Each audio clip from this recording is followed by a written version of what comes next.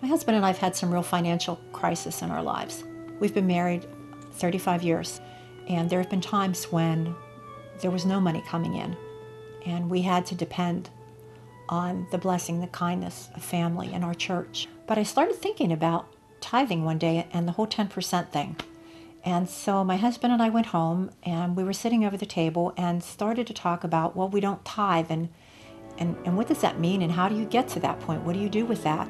And so we got our statement from the end of the year on how much we gave to the church, calculated what percentage that was. So maybe we are tithing and didn't even know. And when we realized the percentage, and I don't remember exactly what it was, but I remembered it was very small. And we were like, a little embarrassed. This is nowhere near tithing. So it wasn't about a dollar amount. If you're putting $20 in a plate on a Sunday, that feels pretty generous.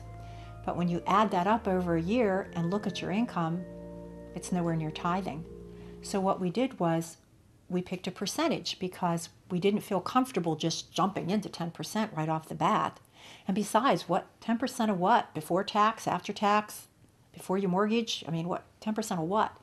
So we thought, well, let's just start with after-tax dollars and do a percentage. And then every year, as long as one of us hasn't lost a job, but every year, just keep bumping that up till we get to where we tithe. It's a journey. Most of us don't jump into anything right away. You have to wade into and develop a relationship with people, with your faith, and with your tithing. So it's a process. Start someplace, know what you're giving, and then work towards your goal, whatever that is that you feel in your heart it should be. And I feel in my heart it should be to tithing. I feel that's what we're called to do. But God is kind enough to let me do this as a process. When I consider the tithing, it's just what I put in on a Sunday.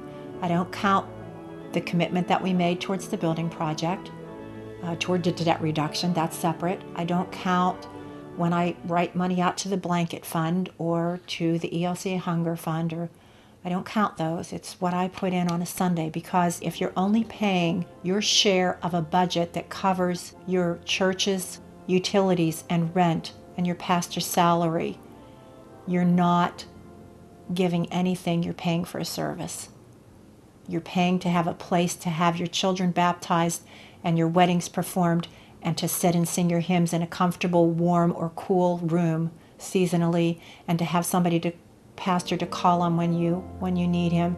Tithing, giving more to support ministries in your community and in the world is when you really are giving. There's times when I even though we both have good jobs and are not in financial crisis, there are still times when I find myself anxious.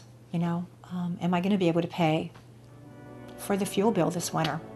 What does it mean with the cost of gas going up the way it is, and our daughter getting ready for college, and we still are helping our son through his recovery process, and will I have enough money? And what if my husband is a music teacher? What if they decide to do away with the music department in his school? And it's easy to get anxious and stay awake with what my mom used to call the nighttime what-if monster.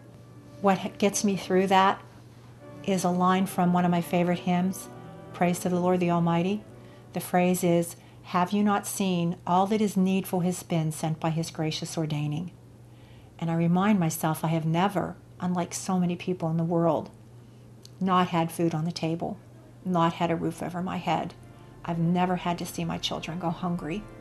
I've never had to worry about where are we going to sleep tonight if the weather's cold.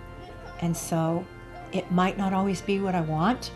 I have a small home, but everything that I need has been sent by his gracious ordaining.